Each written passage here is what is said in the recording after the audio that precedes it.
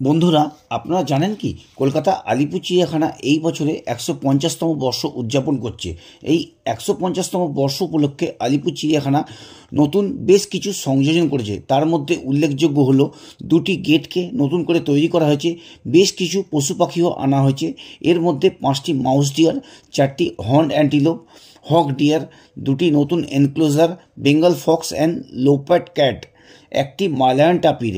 আর হ্যাঁ, অবশ্যই দেখতে ভুলবেন না এই ওয়াক ইন বার্ড এভিয়ারিটি, কেজ নাম্বার 64। মনে রাখবেন কিন্তু কেজ নাম্বার 64, যেখানে বড় খোলামেলা খাঁচার ভিতরে পাখিরা মনের আনন্দে উড়ে বেড়াবে। আর আমরা এই কাঁচের ঘেরা ট্যানেলের ভিতর দিয়ে যেতে যেতে দেখব ওদের স্বাধীনভাবে উড়ে ঘুরে বেড়ানোর দৃশ্য। এই দারুণ না ব্যাপারটা? তাহলে একবার তো নিজে গিয়ে না দেখলেই নয়, তাই আজকেই আমি চলে এলাম দেখতে। ব্যাপারটা দারুণ ইন্টারেস্টিং, তাই না? আপনি তাহলে কবে আসছেন দেখতে?